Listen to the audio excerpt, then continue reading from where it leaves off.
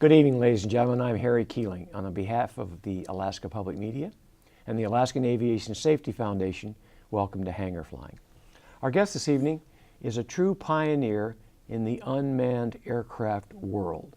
He was professor of aviation law at University of North Dakota for 12 years, and he developed the first UAS program there beginning in 2007, which was in fact one of the first in the nation.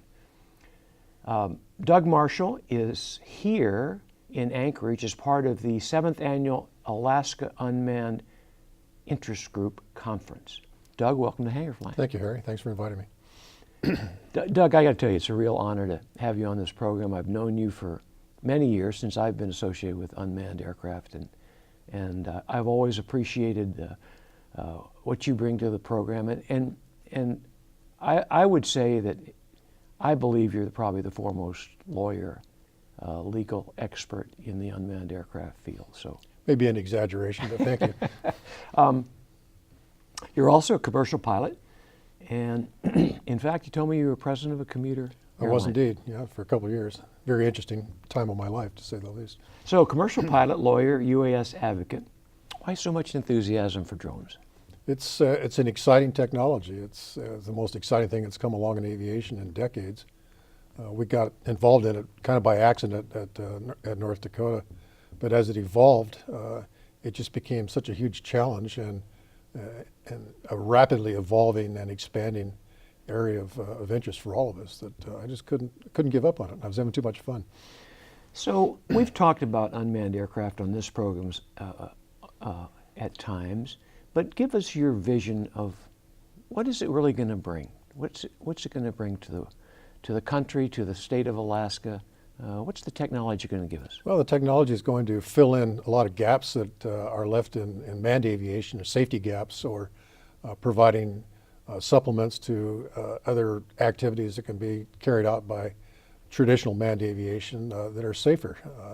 There's Arctic research that's going on here, agricultural support, just 1,000 different applications for UASs that would augment or supplement what's been going on for decades in the manned aviation world. And you can get these small rotorcraft or quadcopters or winged aircraft into places that you can't get a manned aircraft. And they can, for example, flying into a volcano plume and taking samples of the air. I have a personal story from that. I was stranded in Amsterdam 4 years ago for the Iceland volcano, and that's not a bad place to be stranded, but one of the challenges of trying to deal with that airspace shutdown was not knowing what the ash content was of the cloud. And I think an unmanned aircraft could have performed that function, whereas the researchers and the airspace managers weren't willing to put a manned aircraft up. So that's one of many, many examples.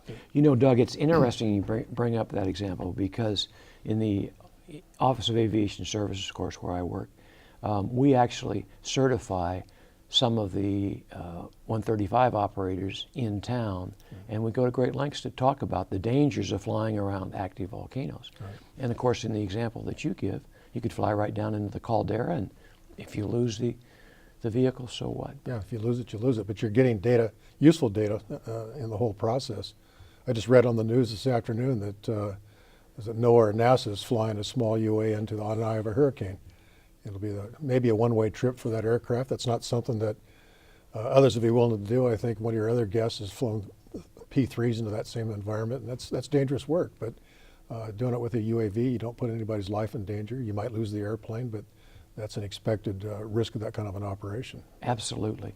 And up here, well, one of the sayings that I've heard for years in the UAV world is dull, dirty, or dangerous. Right.